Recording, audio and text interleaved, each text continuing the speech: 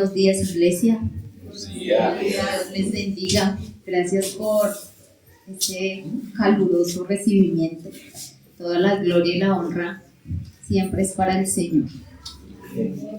Y en esta mañana quiero iniciar contando una historia que me impactó hace muchos años en la iglesia de Patio Bonito. Un poco más de 10 años, yo creo que fue este testimonio de un hombre que venía de Corea del Sur, un médico. Él llegó a la iglesia y él contaba que en la década de los 50, no sé si recuerdan una guerra que hubo entre Corea del Sur y Corea del Norte, los más viejitos. Ese chiste no.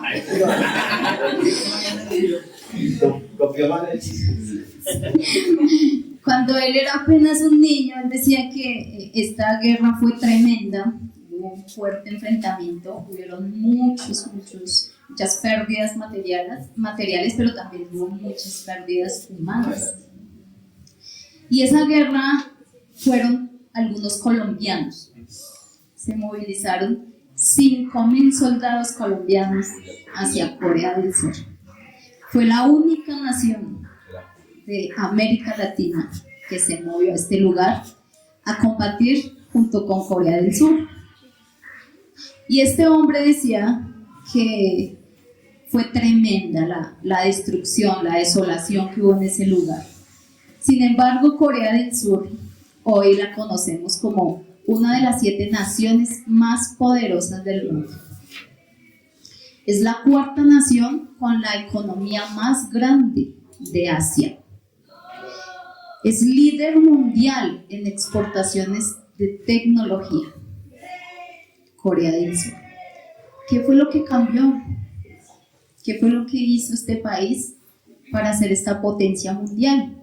Y este hombre contaba que en esa época había un presidente cristiano, en esa época donde hubo esta guerra. Y él, con plena certeza y con plena convicción, él decía: el evangelio de Jesucristo transformó mi nación. Y hoy somos lo que somos por Cristo. Cuando este joven conoce el evangelio, él contaba que lo impactó, lo transformó. Y él venía de una familia muy pobre, pero en una de sus oraciones le pidió al Señor que le permitiera ser un médico y que su profesión le permitiera entregar su vida por rescatar a muchos. Y de esta manera él se convirtió en una llama encendida por el evangelio y se capacitó y se hizo médico. Y hoy él es dueño de una de las mejores clínicas de Corea del Sur para el tratamiento del cáncer. También le ha permitido levantar una empresa que produce alimentos para pacientes de cáncer. Es número 1 en exportaciones a 20 países de estos medicamentos. Su clave fue que él puso su vida entera, sus recursos, su entrega, toda su energía la puso a servicio del reino de Dios. Esa fue la clave para que él sea lo que es hoy.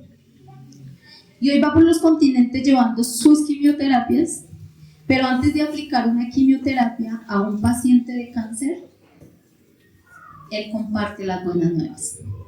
Él comparte las buenas noticias de salvación antes de aplicar una quimioterapia, porque él ha entendido que más que una quimioterapia, estos pacientes necesitan conocer a Cristo. Y ese ha sido, a mí me impactó su vida. Y una de las cosas que él decía es que él está seguro que estos 5.000 jóvenes que se movieron hacia ese lugar en la época de guerra fueron una respuesta a las oraciones de un pueblo desolado, de un pueblo sufriendo, colombianos movilizándose como respuesta a oraciones. Eso a mí me impactó. Y por eso quise traerles esa historia, porque así como me impactó a mí, yo quiero que hoy les impacte, que hoy impacte sus vidas y que entiendan que estamos en este mundo no para llenarnos de dinero, no para llenarnos de fama, no para acumular riquezas. Estamos aquí para servir al reino de Dios. Y todo lo que nuestro corazón anhele y todo lo que nuestro corazón quiera realizar, el Señor lo va a cumplir. Amén. Cuando tú lo alineas a su voluntad, cuando tú eres sensible y escuchas la voz de Dios, Él va a alinear cada deseo que tiene tu corazón. Y es que sí podemos cumplir la misión, porque este mes tenemos el privilegio de, nuestro lema es la misión del discípulo, comienza a hacer discípulos. Vamos a estar hablando este mes de la misión del discípulo. Y es que sí podemos cumplir la misión aún en medio de crisis, sí podemos. Por eso ayúdenme a predicarle en esta mañana a su vecino del lado. Dile, cumple tu misión. Cumple tu misión. Cumplan su misión.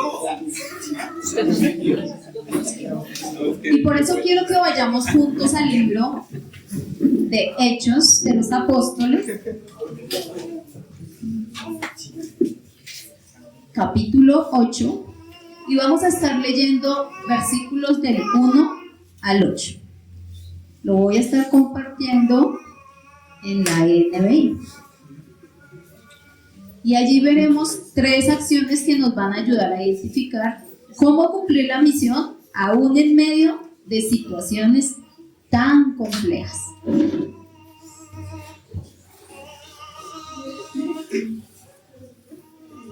Y la palabra del Señor dice así: y Saulo consentía en su muerte. En aquel día hubo una gran persecución contra la iglesia que estaba en Jerusalén, y todos fueron esparcidos por las tierras de Judea y de Samaria, salvo los apóstoles. Y hombres piadosos llevaron a enterrar a Esteban, e hicieron gran llanto sobre él. Y Saulo asolaba la iglesia, y entrando casa por casa, arrastraba a hombres y a mujeres, y los entregaba en la cárcel. Versículo 4. Pero los que fueron esparcidos iban por todas partes anunciando el evangelio. Entonces Felipe, descendiendo a la ciudad de Samaria, les predicaba a Cristo. Y la gente, unánime, escuchaba atentamente las cosas que decía Felipe, oyendo y viendo las señales que hacía. Versículo 7. Porque de muchos que tenían espíritus inmundos, salían estos dando grandes voces, y muchos paralíticos y cojos eran sanados. Así que había gran gozo en aquella ciudad. Amén. Señor, te damos gracias en esta mañana por tu palabra. Gracias, Dios, porque ella nos instruye, porque ella nos guía. Ayúdanos a contemplar en esta mañana, Señor, tu hermosura, tu grandeza, tu bondad, tu misericordia para con nosotros, con esta iglesia, Señor, que viene en esta mañana rendida, Señor. Quiere escuchar tu voz. Haznos sensibles, quita toda distracción, toda preocupación, todo desánimo, Señor. Y trae tu palabra, Señor, que traiga vida en esta mañana. Que derrames tu espíritu, Señor, tu llenura en esta mañana a tu iglesia, a tus hijos, a estos soldados, Señor, que están hoy al frente de la batalla.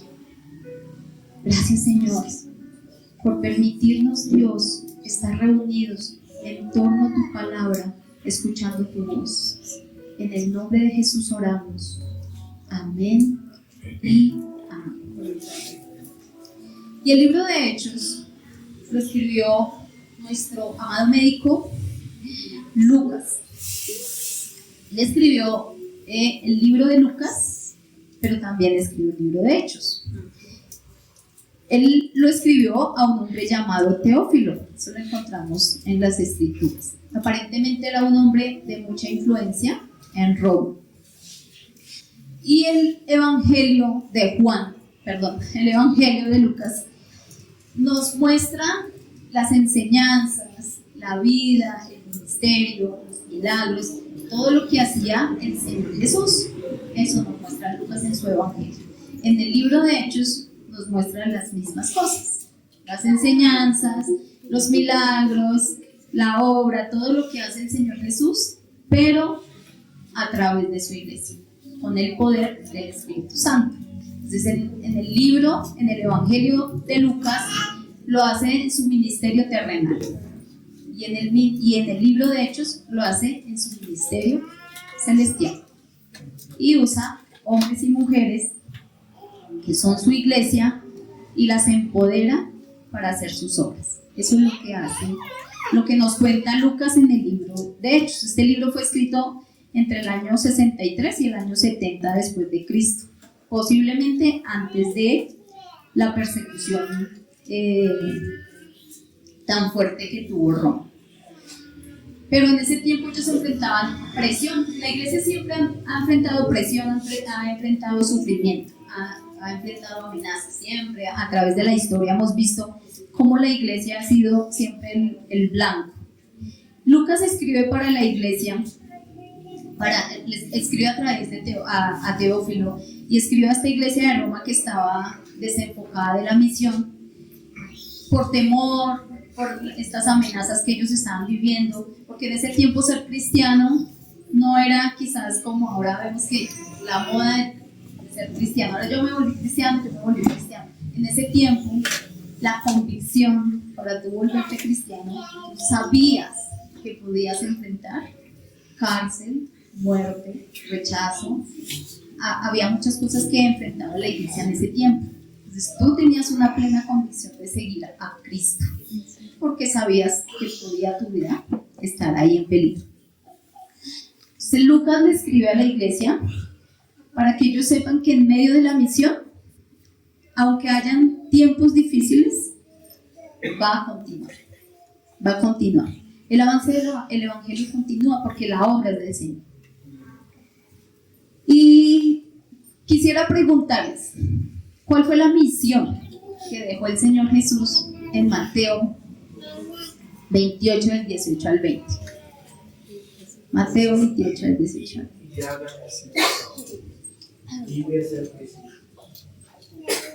Y veamos. A ver si es verdad.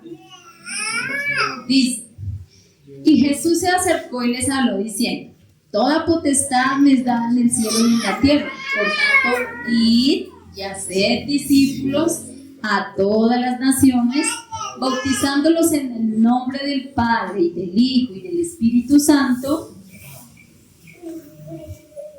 enseñándoles que guarden todas las cosas que os he mandado, y aquí yo estoy con vosotros todos los días hasta el fin del mundo. Esa era la tarea que el Señor Jesús le dejó a sus discípulos cuando subió al cielo.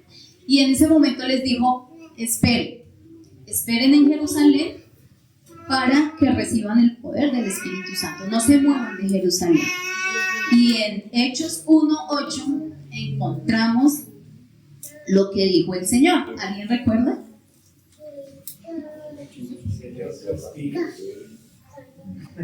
Veamos. Recordemos todo. Hechos 1:8.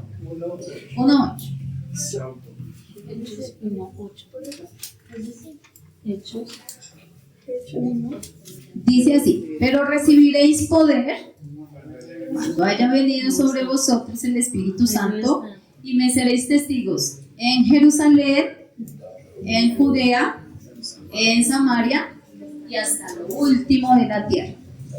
Esa era la instrucción del Señor. ¿Y qué debían hacer?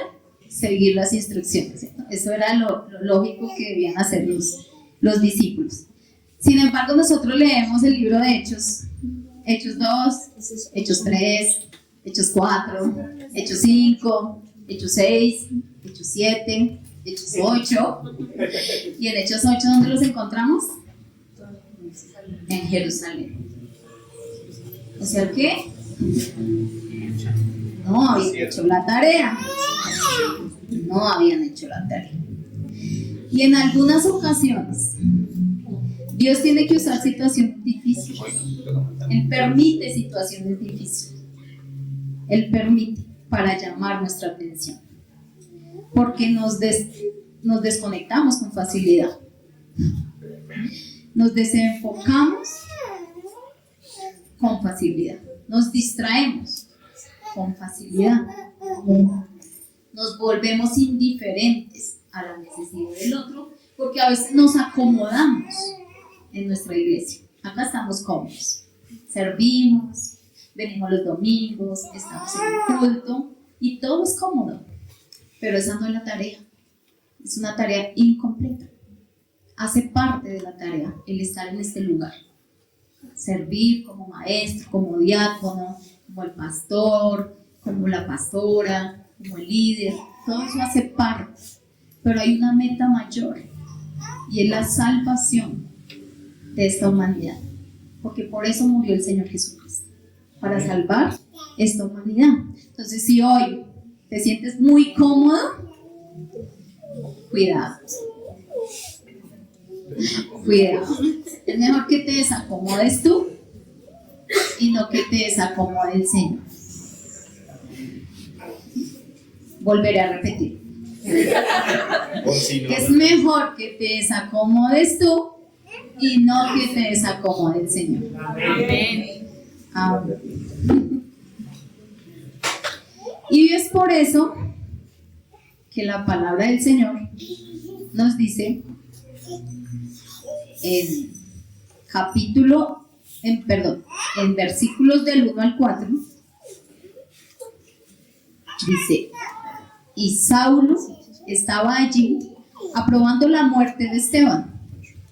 Aquel día se desató una gran persecución contra la iglesia en Jerusalén, y todos, excepto los apóstoles, se dispersaron por las regiones de Judea y Samaria. Unos hombres piadosos sepultaron a Esteban e hicieron gran duelo por él. Saulo, por su parte, causaba estragos en la iglesia, entraba casa en casa, arrastraba a hombres y mujeres y los encarcelaba.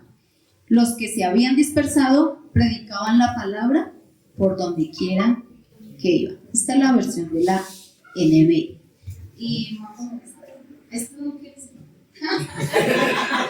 O si quiere decir mucho.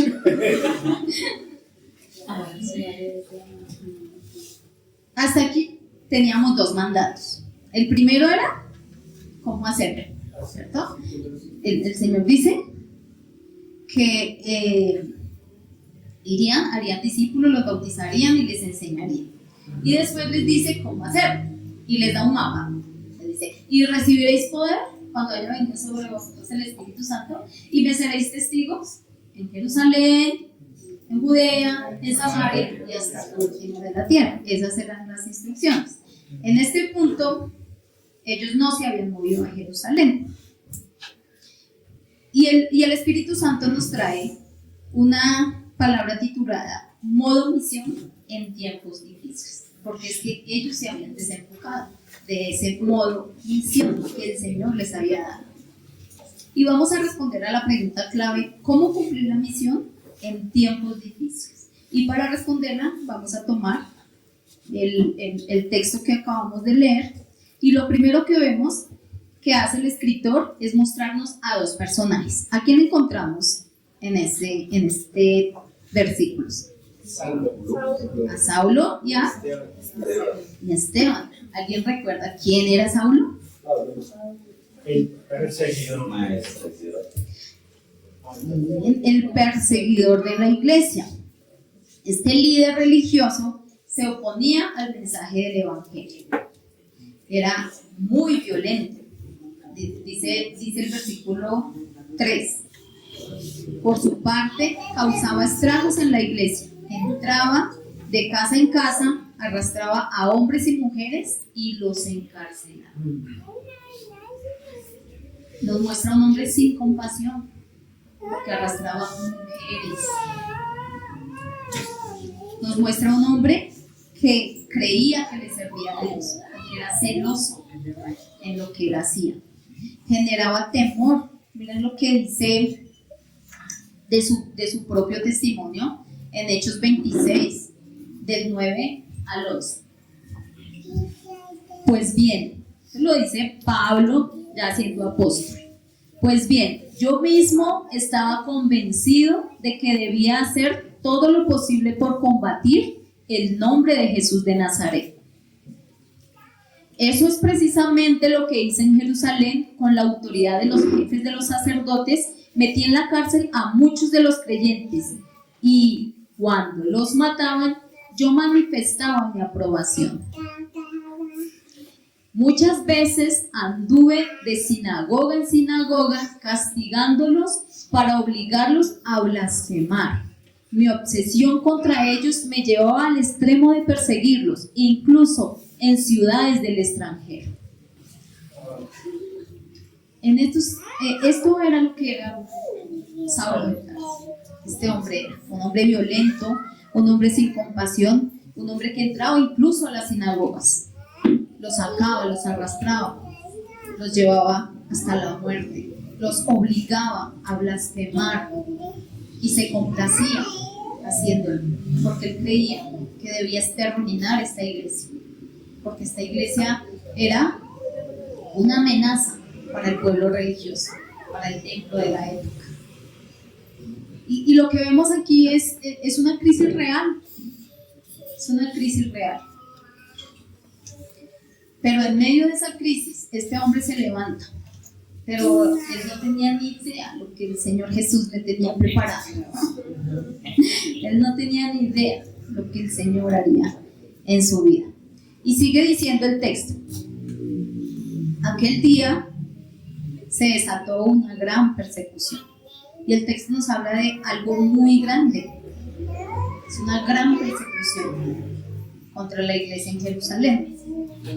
Se dispersaron por las regiones de ¿qué? De Judea y Samaria. Les tocó hacer la tarea. ¿Por las buenitas? El Señor los dispersó hacia Judea y Samaria. Y esto ocurrió cuando el texto dice aquel día, es porque versículos anteriores nos han explicado qué fue lo que sucedió.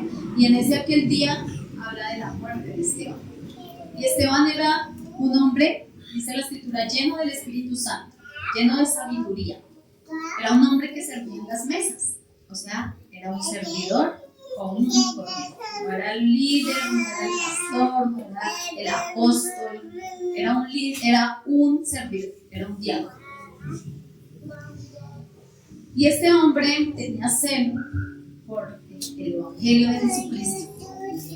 Y en una confrontación que él hace con los líderes, empieza a hablarles desde el pueblo de Israel, allí en el desierto, pasa por Abraham, por Moisés, por todos estos hombres, y termina diciéndoles: ustedes se han resistido al Espíritu Santo, ustedes se han resistido al Mesías. Y esto los llena de ira. Esto desata la ira de estos líderes. Por eso lo sacan, lo arrastran, lo llevan hacia afuera, lo apedrean y lo asesinan. Él antes de morir dice que los cielos se abrieron y estaba el Señor Jesucristo de pie. Y a mí me impacta esto, porque el texto dice que los líderes se taparon sus oídos, no querían escuchar. Si el cielo se abrió, ni siquiera lo vieron. Estaba tan cerrado su corazón, estaba tan lleno de religiosidad, que no magnificaron, que no vieron, que no experimentaron esa gloria que Esteban la experimentó en el momento de su muerte. Porque la muerte no es el final, porque la muerte no tiene la última palabra. Esta muerte pareciera una tragedia, y a veces la muerte para nosotros parece una tragedia. A veces vemos fallecer familiares, fallecer amigos, pero cuando estamos en Cristo es ganancia, dice la Escritura. Continúa el texto en el versículo 4, que los que se habían dispersado se fueron llorando, desanimados, tristes, enojados. Predicaban la palabra. Ah, entonces tengo Hacían mal. la tarea. Creo que el texto está mal. ¿Qué decía? Predicaban la ¿Qué versión está leyendo? Decía que aquellos que fueron dispersados predicaban la palabra. ¿Por dónde? Donde quiera que iban. Por donde quiera que iban. ¿Qué les faltaba? Un impulso. Un pequeño empujoncito les faltaba a esta iglesia para que empezara a predicar el evangelio. Y Esteban, en ese acto de valentía, hace que esta persecución expanda el evangelio.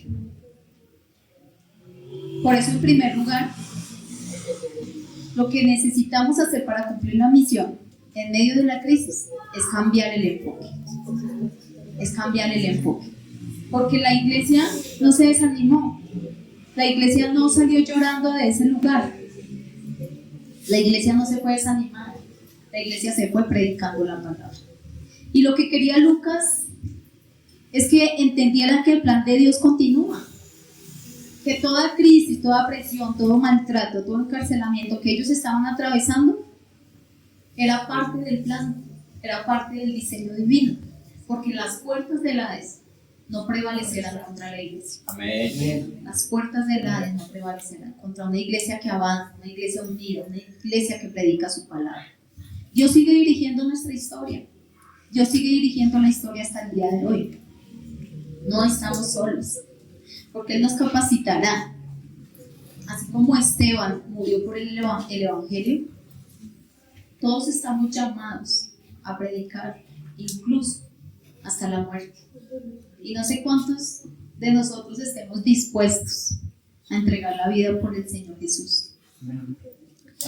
Hoy vemos que sigue habiendo persecución directa en la iglesia del Señor. Corea del Norte, Samaria, Libia, Nigeria, Irán, India, son algunos de los países donde ser cristiano tiene pena de muerte. Sin embargo, estos hombres y mujeres siguen avanzando, buscan reunirse en casas, hacen pequeños grupos para no llamar mucho la atención. Sin embargo, ellos cuidan huérfanos, van a los hospitales, van a los colegios, se infiltran entre la gente para compartir el evangelio, aún sabiendo que si llegan a ser encontrados pueden morir. Lo siguen haciendo. Hoy no sufrimos nosotros persecución abierta, quizás como le sucede a nuestros hermanos, pero sí somos ridiculizados. Muchos somos ridiculizados en casa, en el trabajo, en el sitio donde vivimos, porque hablamos de santidad. A mí alguna vez me dijeron Sor Patricia, porque hablaba de santidad. Hablamos de que el matrimonio es para toda la vida, eso ya es anticuado. Hablamos de que el hombre solo tiene una mujer. Hablamos de que las niñas, las jovencitas llegan vírgenes al matrimonio. Eso no se ve. Por eso nos tratan de anticuados, de poco inteligentes, de ingenuos, de fanáticos, nos llaman algunos. De locos, lambeladrillos. Todos esos apodos nos tienen intolerantes. Y en ocasiones tendemos a callarnos para no incomodar. Algunos nos preguntan en casa, ¿y es que allá ustedes les pagan? ¿A cuánto les han? Amén.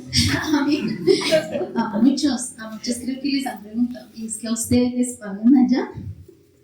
Hoy en día nuestros jóvenes también sufren depresión con estas filosofías huecas que nos invitan a centrarse en ellos mismos. Tú puedes, ve tras tu éxito, tu fama, tú puedes.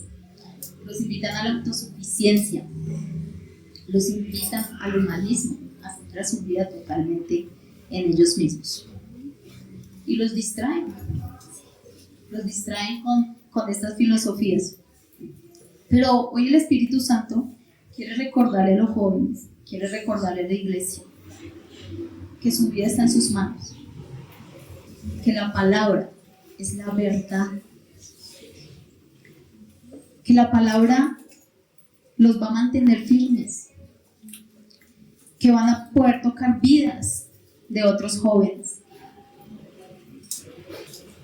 que Él ha visto las veces que te has mantenido firme, las veces que te han invitado tus amigos y te has mantenido firme. El Señor lo ha visto. Las veces que tus amigos te han invitado a droga, las veces que te han hecho invitaciones que no van de acordes con el Señor y te has mantenido firme. Eso lo ha visto el Señor. Así que en esta mañana no te desenfoques, porque Dios ha puesto los ojos en ti y sabe que hay un potencial enorme en su iglesia, pero el enemigo también lo sabe. Recuerda que para el Señor eres su especial tesoro y estás cuidado y protegido por el Rey de Reyes y el Señor de Señores.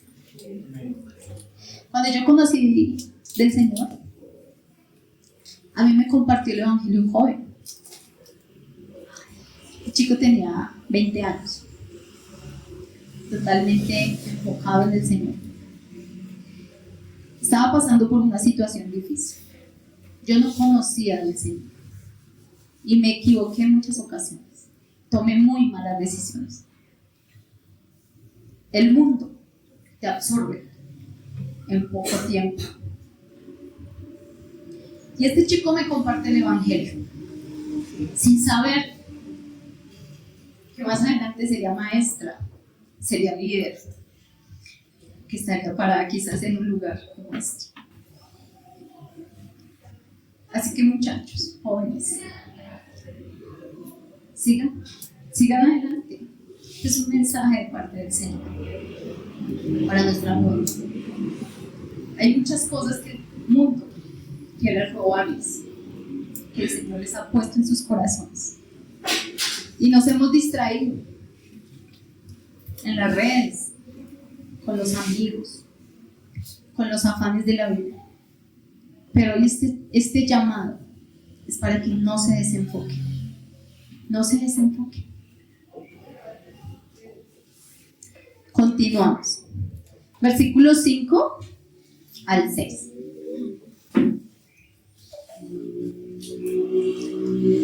Dice así la palabra.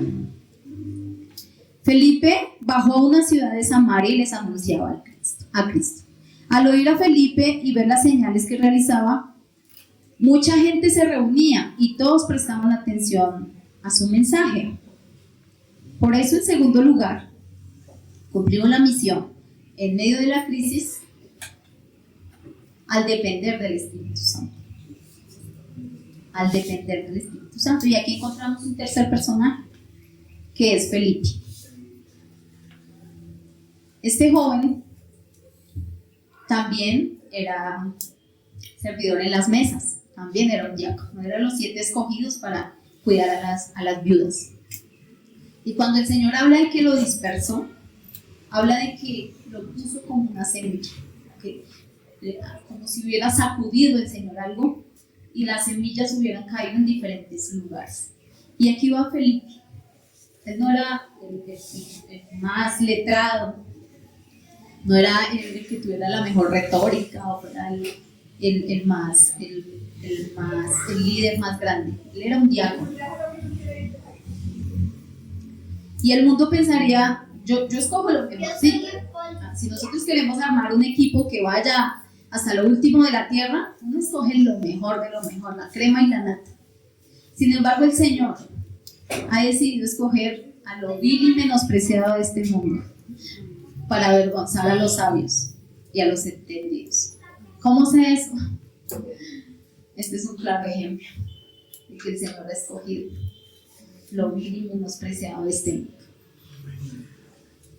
Porque nuestra debilidad es por el medio en que el Señor se glorifica. Por eso no nos podemos glorificar en nuestra fuerza, en nuestras habilidades, en nuestras capacidades, porque realmente el Señor quiere usar esas debilidades. Y a veces sentimos ese temor de compartir el Evangelio por el rechazo. El texto dice que Felipe fue ¿a dónde? Samaria. A Samaria. El texto dice que fue a Samaria. Y quizás para nosotros hoy Samaria pues no signifique gran cosa el nombre. Pero para ellos Samaria había sido un lugar donde el odio había nacido de una manera impresionante. Porque cuando el pueblo de Israel cae en cautiverio a causa de su rebeldía, ellos en ese lugar se unen con mujeres gentiles, con hombres gentiles, y allí nace una raza, la raza que ellos le llamaban la raza no pura. No eran judíos genuinos. Y pasa a través de los años, y ellos empiezan a sentir ese odio, esa rabia. Y Samaria tenía que adorar a Dios en un lugar, mientras Jerusalén adoraba en el templo. Cuando un judío quería ir al templo a llevar sus sacrificios, ellos debían atravesar Samaria. Pero era tanto el odio que ellos sentían por estos hombres samaritanos que preferían dar la vuelta por el Jordán. Y eso les demoraba entre 5 y 7 días. Mientras que al pasar por Samaria podían demorar menos de 3 días. Pero ellos preferían dar la vuelta para no pisar ese terreno, porque ellos no eran dignos de un judío. Jesús en algún momento decide pasar por Samaria. Y va con Juan y va con Jacobo. Y cuando él decide pasar, ellos no se lo permiten. Y vemos que Juan y Jacobo, Señor, eso envíales fuego del cielo. Por eso el Señor los llamó hijos del trueno. Porque, ¿cuántos queremos? A veces, ¿cuántos queremos eliminar que caiga fuego del cielo? Elimínalo. Y el Señor Jesús, la respuesta del Señor fue: yo no he venido a destruir almas, yo he venido a salvarlas. Ustedes no han entendido. Y adivinen unos años más adelante, ¿quién fue a Samaria? Nuestro queridísimo Juan. Por allá, por esos lugares lo vimos más adelante en el libro de Hechos. Impresionante lo que hace el Espíritu de Dios. Entonces, continuamos. Dice el texto: al oír a Felipe y ver las señales que realizaba, mucha gente se reunía y todos prestaban atención. Y esto, como les decía, debió impactar a un samario, que llegara un judío a ese lugar a compartir el evangelio, porque allí había hambre de conocimiento, hambre espiritual, pero los judíos no compartían. Ellos se quedaron en Jerusalén con las buenas noticias, ellos se encerraron en Jerusalén con las buenas noticias y no compartían a otros esta buena noticia de salvación. Pero Samaria anhelaba escuchar ese mensaje, y eso nos muestra porque prestaban atención, porque vieron a Felipe y inmediatamente ellos se dirigieron a oír, a ver, porque había hambre en ellos. Y a veces nosotros nos quedamos callados. Nosotros tenemos la buena noticia, nosotros conocemos el evangelio, conocemos quién puede sacarlos de esa tristeza, de ese desánimo, del dolor, del duelo, y a veces nos quedamos callados. Y aquí lo que dice es que ellos anunciaban a Cristo. Y yo en muchas ocasiones he dicho esta frase de San Francisco de Asís, que dice: predica todo el tiempo y solo cuando sea necesario abre la boca. Si está bien, la mitad está bien, pero abre la boca todo el tiempo. O sea, es la única manera de que el evangelio se extienda, de que nosotros abramos la boca. necesitamos compartir el Evangelio. Otros necesitan escucharlo.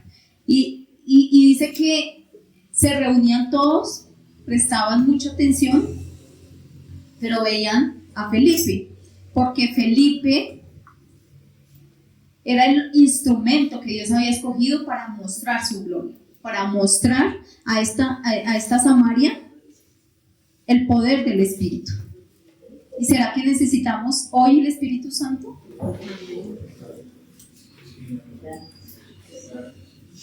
Necesitamos depender del Espíritu Santo, porque aquí lo que hizo Felipe fue atravesar barreras sociales, barreras culturales, barreras geográficas, y el Espíritu Santo fue quien preparó los corazones, porque este hombre llegó y ya los corazones estaban preparados. Felipe no hizo nada, él sencillamente abrió su boca, y estos corazones que palpitaban empezaron a venir al Señor. Entonces, el Señor nos trae esa invitación. Cuando tú empieces a hablar, habrán personas que encontrarán en ti consuelo, habrán personas que encontrarán al Señor Jesús, porque es que este mundo está perdido sin Dios. Nadie puede resistir al poder de Dios. Aquel que se encuentra con el Señor Jesucristo, su vida es cambiada y transformada. ¿Cuántos han sido transformados por ese poder? Amén. Y tú eres el instrumento de Dios para llevar salvación a tu casa, a tu trabajo y al lugar que el Señor te haya colocado. Porque ese mensaje que tú llevas es oro puro. No lo dejes para ti. No va a ser tu conocimiento, no va a ser tu habilidad lo que va a transformar. Va a ser el poder de Dios a través tuyo. Y hoy puedes estar predicando a futuros pastores. Este chico que les comparto, él no tenía ni idea a quién le estaba hablando ese día. Él transformó mi vida con ese mensaje, porque conocí a Cristo. Cambió mi destino, cambió el destino de mi familia y cambió el destino de mis generaciones. Amén. Simplemente porque él un día decidió abrir su boca y compartir.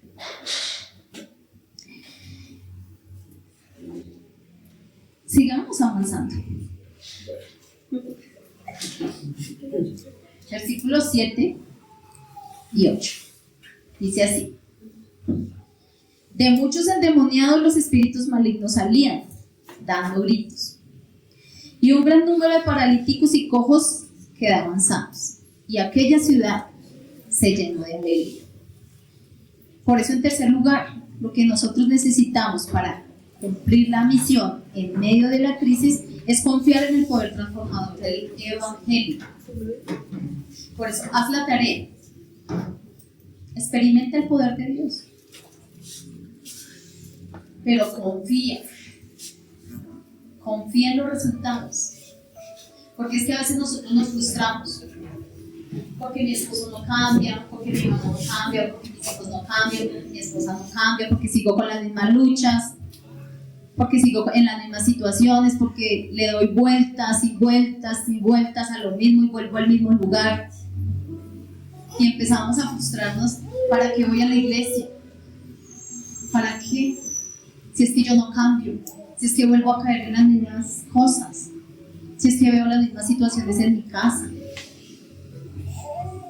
Pero confía en el poder transformador del Evangelio, porque es que el Señor trabaja desde nuestro interior y nosotros no lo vemos, pero Él sí está obrando. Algo está haciendo el Señor adentro, porque Él trabaja primeramente en nuestro corazón. En el tiempo del Señor veremos el fruto, ese fruto abundante, pero a veces queremos que sea ya, que las situaciones cambien ya, que la persona cambie ya, que deje esos hábitos. Y eso no funciona así con el Señor. El Señor nos habla de procesos, el Señor nos habla de desiertos, y en medio de ellos tú te enfrentas a la prueba, tú te enfrentas a la tentación, y caminando de la mano del Espíritu Santo vas a tener victoria tras victoria. Allí es donde empezamos a crecer en el Señor. Y en primer lugar lo que nos habla es que el Espíritu Santo trae libertad. Porque la Escritura dice, de muchos endemoniados los espíritus malignos salían dando gritos. Y yo me imagino esa escena en ese lugar, Felipe, los samaritanos, estos demonios saliendo de estas personas con gritos, porque es que el enemigo huye en el nombre del Señor. Porque donde está el Espíritu de Dios hay libertad. Porque donde está el Espíritu de Dios las cadenas se rompen, los yugos caen.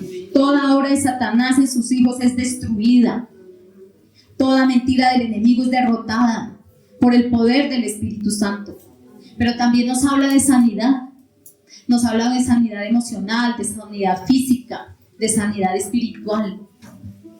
Tenemos nosotros en nuestras manos el mensaje que transforma de una manera integral en todas las áreas. Porque mientras nosotros hablamos, mientras nosotros abrimos la boca, el Señor va haciendo la obra, va trayendo libertad de la esclavitud. Muchos jóvenes, muchas mujeres, muchos hombres hoy en día están esclavos por el pecado. Satanás los tiene esclavizados. Y nosotros tenemos el mensaje por el cual el Espíritu Santo obra para romper esas cadenas, para traer sanidad. Créelo porque así es. El Espíritu de Dios sí tiene poder. Créelo que cuando tú impones manos, cuando tú oras por alguien, eres ese instrumento escogido por el Señor. Pero a veces lo dudamos. Y el pueblo de Israel murió en el desierto por su incredulidad. Fue su incredulidad la que lo terminó matando. No fue el Señor. Cree en este poder. ¿Qué necesita el Señor? Hombres y mujeres llenas del poder del Espíritu Santo, que crean en su obra. Porque cuando todo esto sucede, ellos reciben a Cristo y la ciudad se llenó de alegría. La ciudad se llenó de gran gozo. Y esto me habla de plenitud. Porque donde está el Señor, estamos completos. Puede que estemos atravesando por situaciones difíciles, que estemos pasando por crisis, pero en el Señor hay plenitud. En el Señor estamos completos. Y cuando yo leía esto, yo me imaginaba esa escena de ellos viendo todo esto, y yo me imaginaba que ellos terminaron levantando sus manos, agradeciendo al Dios de la vida, cantándole al Señor. Yo me imaginaba un pueblo unido, judíos y samaritanos, siglos de odio, levantando las manos al Señor y adorando su santo nombre. Porque un hombre decidió abrir la boca. Porque un hombre decidió dejarse usar como un instrumento. Una nación entera predicando el nombre del Señor. Y yo no sé ustedes, pero nuestra Colombia nos necesita. Yo creo que nuestra Colombia necesita la iglesia. Necesita la oración, la intercesión. Necesita que la iglesia se levante en este tiempo a ir a puntos estratégicos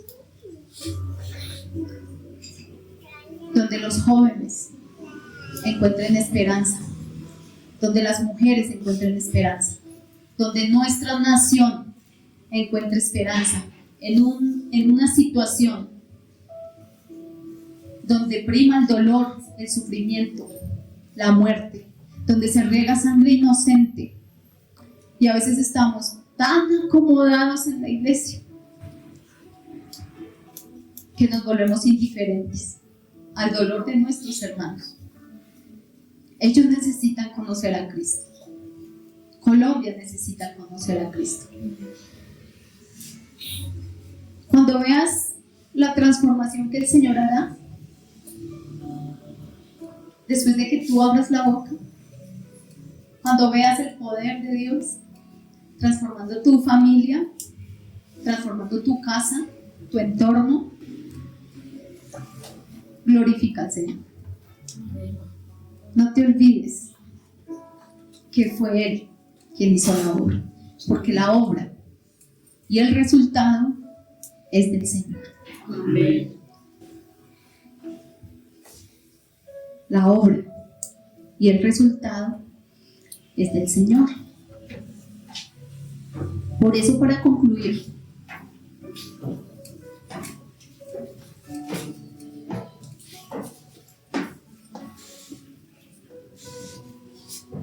nuestros hermanos siguen hablando a pesar de la persecución. Ellos siguen hablando. Ellos siguen yendo a esos lugares a compartir el Evangelio. Ellos siguen hablando del amor de Cristo, aunque vean las situaciones que vean. Porque sí podemos cambiar la historia de una nación, aún en medio del dolor que pueda estar viviendo nuestra Colombia, el dolor que pueda vivir Sierra Morena, Ciudad Bolívar. Sí podemos cambiar la historia de una nación. Esa es la invitación que les trae el Señor en esta mañana. Sigamos adelante, amada iglesia. Sigamos avanzando. No te olvides de la misión. No te olvides de la tarea. Porque el Señor tendrá que sacudir. Y es mejor que nosotros lo hagamos, porque ya conocemos la tarea. Él nos dejó 2 instrucciones. Y ese hombre, Saulo de Tarso, el perseguidor de la iglesia, cuando nosotros pasamos las hojas del libro de Hechos, encontramos al gran apóstol Pablo. Fundó muchas iglesias: Éfeso, Corinto, Galacia. Fue encarcelado, maltratado, fue llevado a la muerte. Dedicó el resto de su vida a plantar iglesias. Dedicó el resto de su vida a formar líderes, a ser discípulos, desde el día que lo entendió.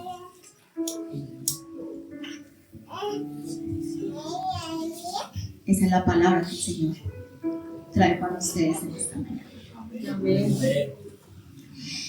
Porque los aparentes cambios de la vida sin razón son oportunidades divinas para cumplir la misión. Porque los aparentes cambios de la vida sin razón son oportunidades divinas para cumplir nuestra misión. Puestos de pie, oramos al Señor.